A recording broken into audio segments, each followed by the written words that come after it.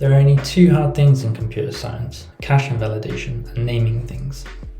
So say a quote pulled from a 2009 blog post from a chap named Martin Fowler, author of the hugely successful 1999 programming book Refactoring.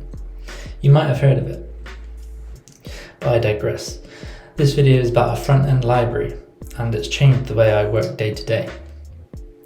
The tool I'm going to be talking about for the next couple of minutes tackles one of the aforementioned issues, cache invalidation to be specific, but also so much more. In fact, we'll only be scratching the surface in this video. But what we will do is we will look at how it can solve that issue. React Query. What is it anyway?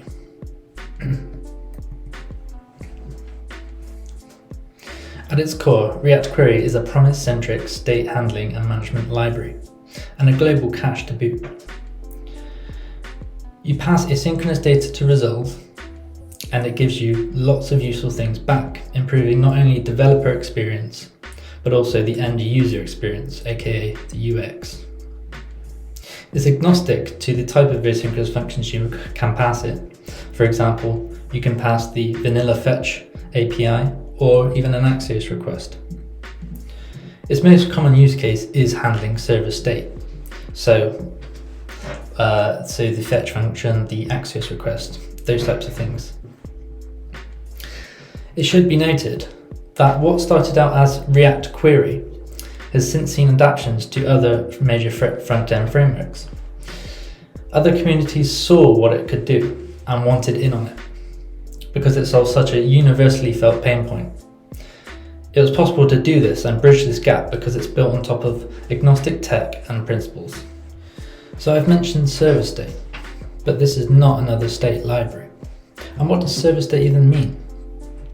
Well, the term was coined by the maintainer, Tanner Lindsley, and server state seeks to separate app data or global state from this server state. And server state meaning, in the case of API requests, it's data coming straight from the API.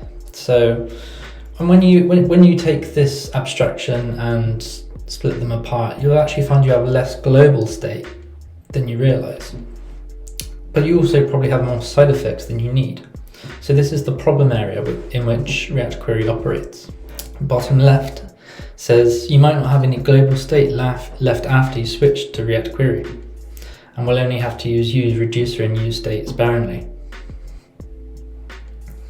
Top right, and this is from the core maintainer React testing library, says that it's the obvious choice for what it solves, just like how testing library and React Router are the go-to tools for their own spaces. And it makes sense, doesn't it, when you think of it like that.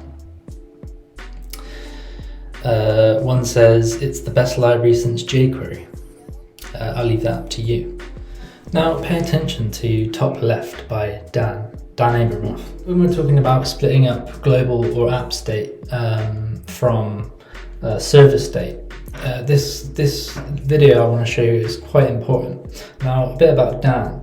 He was one of the creators of Redux, and this is not to pick on Redux. It was just the big name in the state space.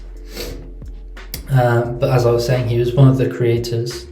Dan's also a core maintainer of React at Meta or Facebook, and he also co-authored Create React App, just to give you a bit of a background on him. So yeah, I just want to show you a clip here. Okay, so if you're starting a new project today, you would only use Redux if you had a piece of data where you could not figure out where to put it anywhere else. Like Redux is the last place you're putting it, it sounds like. Yeah, and maybe I wouldn't even use it then, but yeah. Okay, what are you using instead? Where should are you designing your own cache? Is there another library you like better? I think it depends on the use case, right? Like what is the use case you're thinking of? Because like for something like server, like data coming from the server, which I think in a lot of cases, that's what people want to use it for. Like I would use like a cache, like, I don't know, like React Query or like Relay or. So there you have it. He says that he would reach for React Query rather than one of the apps he actually created. Just so hopefully that can give you an idea of that React query it's perfectly valid in the space it's trying to operate, and it's become less reasonable to use these generalized global state libraries to store your server state in. So here's a short list of features from React Query, and I do mean short list. Deduplicating of multiple instances of the same request. So navigating around any app, it's quite easy to start overfetching or repeatedly fetch the same things over and over again. That can have a detrimental effect on your end user experience and the amount of data they're actually using just moving around the app. This is especially important for data heavy views such as dashboards. Updating stale data in the background and know when it becomes stale. So React Query can detect automatically or even be explicitly told when a bit of data is out of date. And out of date, the terminology React Query uses is actually called stale. And when it's stale, or when it's marked as stale, React Query can actually perform uninterruptive updates to the UI. Paginated requests, so almost all websites or apps have this.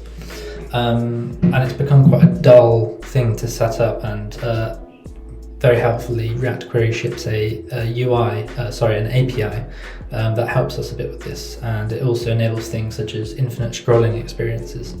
Mutations. So it's not just about consuming data with the React Query, it's also about sending back data as well. So you'll be glad to know that React Query also has your back with this, and also provides some nice niceties with mutations as well. Finally, dedicated dev tools. Really good. Really good for debugging. You can see all these types of states that React Query can set your data in, and it's probably very useful for developers just sort of dig around and see what React Query thinks of your data, and probably help you understand a lot more about what's going on. So let's quit talking about things in abstract and look at a short code example. Here's a simple example, or some simple example usage of the most common hook exported by React Query, use query. It's the one that you'll probably reach for 90% of the time. Let's look at what's going on here. So immediately destructured from the use query hook are things such as data, is success, is loading, also there's is error flags, and these are some of the things you might expect back from a data handling library, but there's also other useful flags such as error counts, data and error timestamps, and a bunch more. You should really check the docs to see all of the things that it gives you. React Query also gives you some good functionality back. As we've previously looked at, it can get rid of user effects and all of these manually set up side effects throughout your app. And you would do this by, if you look at the sort of commented out config object there, in there that accepts a bunch of options such as on success, on error callbacks. Immediately you can already imagine the types of weird user effects that can get rid of in your app. It also supports things such as a configurable refetch interval, like polling, plus access to a bunch of a variety of events that can also trigger these background refetchings, such as reconnecting to the network or refixing the application window. All good things leading to better UX for the end user. Also see the query key. So the query key in this example is the array with to-dos and sort by. And the query key is very important to React Query. So we've already mentioned that it's a cache as well. So this is how it identifies requests. So the first key is actually required, so you always have to provide at least a single key. So yeah, you can't have any unidentified requests. There's also the second argument in this example is sort by, so that's just a state value. So you could pass as a second param to this, as a second value to this query key, all of the request params, and that's actually quite useful. It should be noted though that the more specific your query keys are, the more unique the identity of the request is. So that may affect how React Query can sort of group and identify similar requests apart from each other. So do be mindful when passing loads of various flags to a query key. In other libraries, actually, they just automatically use the request URL, and that's useful in some ways, but it also limits the capabilities when it comes to marking requests and data as stale and doing all these nice background things for you. You should be intentional and deliberate in the choice of keys you use, but they should also be easy to reason about, and they will often reflect app state. So I mentioned that I'd talk about how we can solve that cache invalidation problem. So I decided to bring you straight to the React Query docs page where it talks about cache invalidation.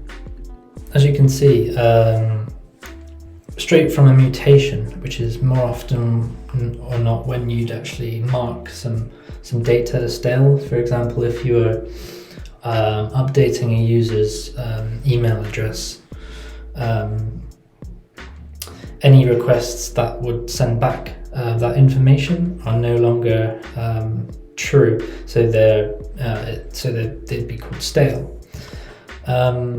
So inside that mutation, you can actually look at this. If you look at this on success, you can invalidate queries and explicitly pass part or all of the query key. So in the previous code example we looked at from myself, we actually had a query that used the to-dos query key. So we can straight up say any query keys that contain to-dos should be marked as stale. And like I said, you can include or be as specific in this as you want. It's quite flexible that way. So that's all from me. That was React Query. Check it out on GitHub. It has 27,000 plus GitHub stars, so it's doing pretty well for itself. And yeah, so I've been Lewis, and thanks for watching.